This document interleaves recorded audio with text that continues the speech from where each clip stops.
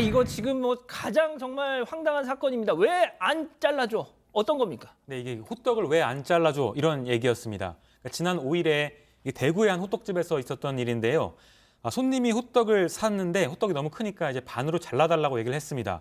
하지만 그 가게 주인은 거절을 했습니다. 이유는 원래 호떡을 잘라주지 않는 게 원칙이었고 또 깨끗한 음식용 가위를 갖고 있지 않아서 힘들다 이렇게 안내를 했더니 이 손님은 180도에 달하는 기름에 호떡을 던져서요. 가게 주인인 피해자가 화상을 입게 됐습니다. 오른쪽 손등에서 어깨, 왼쪽 가슴 부위까지 2에서 3도 화상을 입었습니다.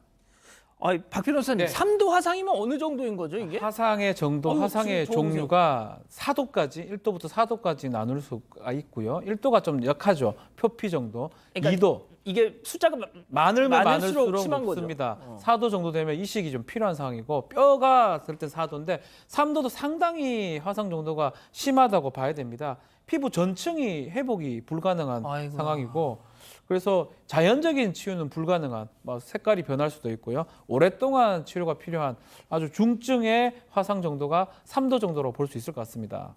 자, 그런데 거기 그냥 호떡을 확 집어 던진 걸로 끝난 게 아니었다면서요? 그러니까 지금 호떡을 확 집어 던져서 홧김에 던져서 호떡 주인의 팔에 화상을 입은 상황이라면 일단 본인의 그런 행동을 넘어서서 일단 화상을 입었다면 벌써 사과부터 하는 게 정상일 텐데 예. 이 사람은 당연히 사과하지 않았고요. 그리고 일행이 또 있었습니다. 호떡을 잘라달라고 했던 게 이런가 나눠 먹겠다고 했던 거였는데 지금 화상을 입은 상황에서 저 한 명은 와서 아니 손님이 달라면 주지 왜 이렇게 말이 많냐. 아하. 또 한 명은 아니 우리 호떡 안 먹었으니까 환불해 주세요.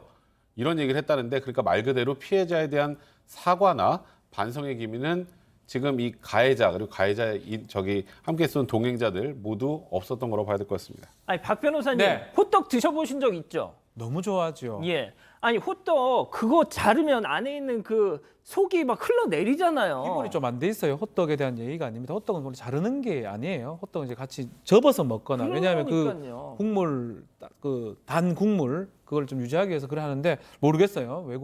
외국에 오래 있었는지 한국 사람들이라면 이렇게 먹는 경우가 잘 없는데 어쨌든 간에 말도 안 되게 요구를 하고 화상을 입히고 근데 그 이후에도 좀 문제된 행동들을 계속 하는 것 같습니다.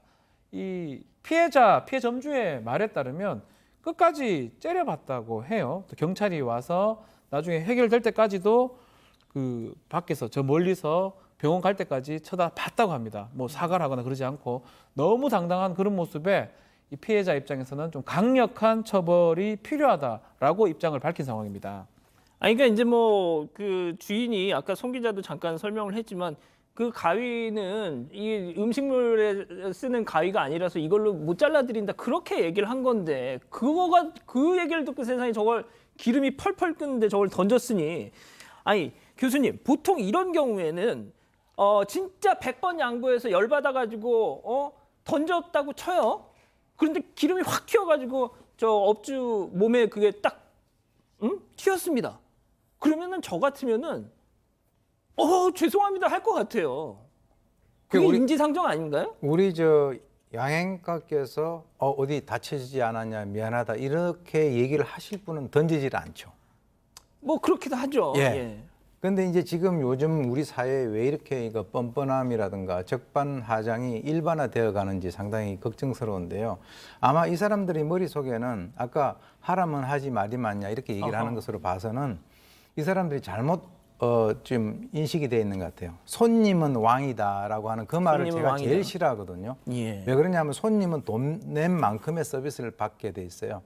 그러니까 그 호떡 값을 지불하면 그 호떡만 자기는 가져가면 되는 것인데 실제로 이 호떡 가게 주인에 있어서의 어떤 그 철학도 있을 수 있죠. 자기는 절대 안 잘라준다. 그럼 만약에 자르고 싶으면은 다른 데 잘라주는 데 가서 먹으면 되는 것이지 그것을 갖다 집어 던져서 저렇게 사람에게 화상까지 입혔다라고 하는 것을 보게 된다면 더구나 거기에서 바로 가지 않고 건너편에서 쳐다보고 있었다. 얼마나 무서웠겠느냐. 그러니까요. 이런 측면에서는 글쎄요. 우리 사회의 좀 전반적 분위기가 좀 바뀌어야 되지 않나 하는 생각이 듭니다.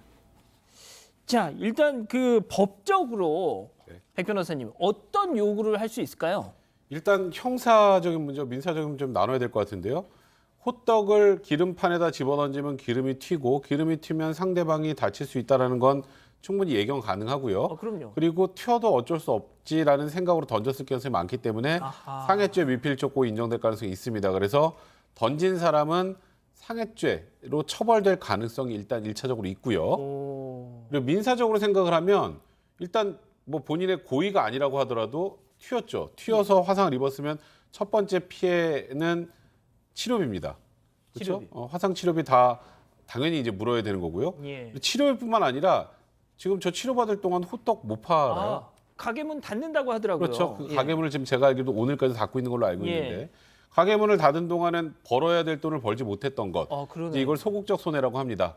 벌 돈을 벌지 못했던 것. 이것도 손해 범위에 들어갈 것 같고요. 그리고 이건 정신적 피해도 충분히 입었기 때문에 위자료도 어느 정도 산정이 될 가능성이 있기 때문에 예.